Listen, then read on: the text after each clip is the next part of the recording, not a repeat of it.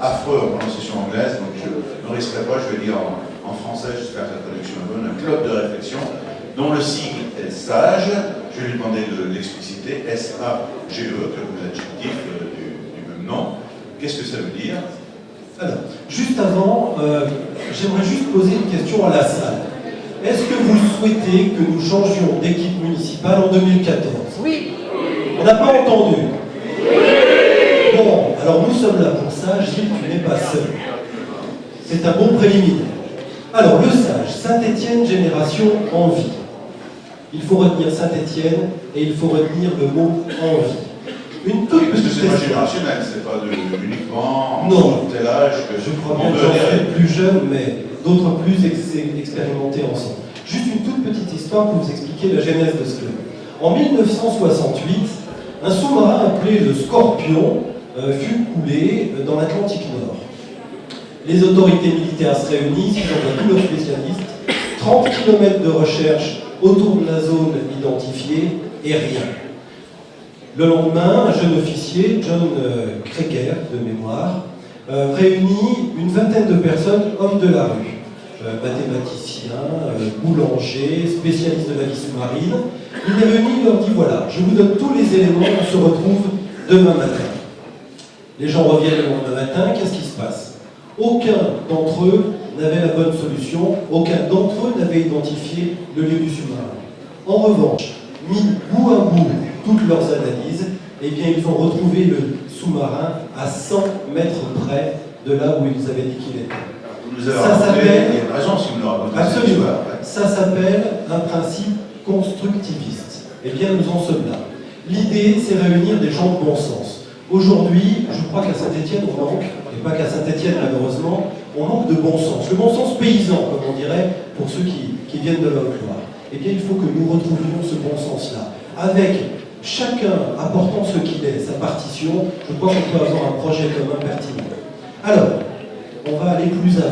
Oui, vous avez parlé d'envie.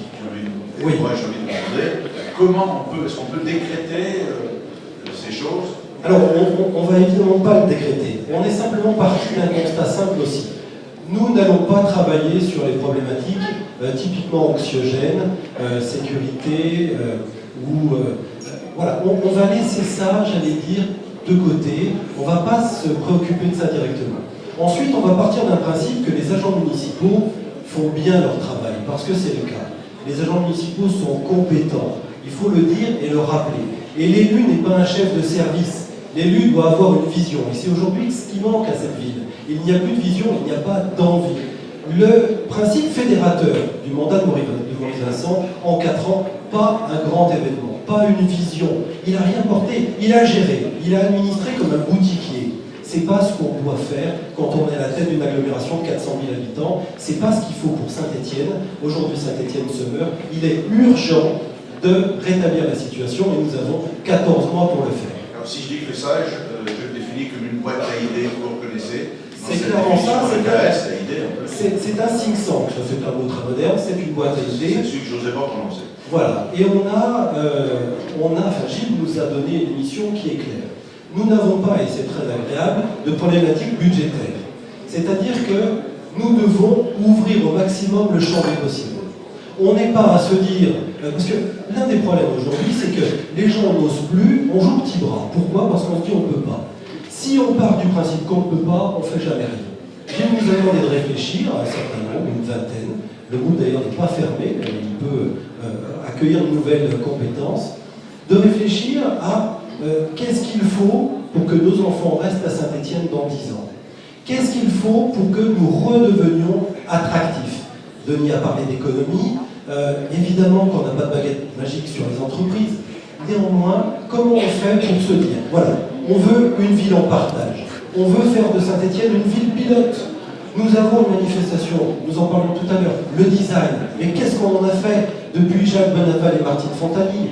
On devrait avoir les champs de la culture. La grande rue devrait être, à chaque arrêt de bus, une exposition à ciel ouvert pour le design. Aujourd'hui, rien. Je crois que Maurice Vincent a pris la ville à un instant T et il l'a gentiment endormi. Eh bien, il faut sonner le réveil. Voilà.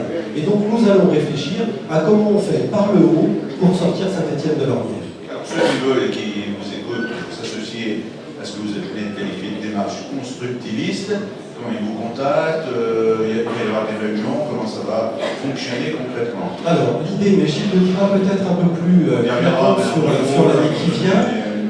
Nous serons, les poissons pilotes, on se réunit et tout de suite après, les thèmes sont élargis, j'allais dire, proposés à un public plus large. Et l'idée, c'est que des propositions qui pourraient paraître comme farfelues, parce que justement beaucoup trop coûteuses, eh bien, passer au tamis de la réflexion commune, eh bien, nous arriverons à construire comme ça un projet pour Saint-Étienne. Voilà, donc il ne sera pas interdit d'être utopique, et puis après on pourra laquelle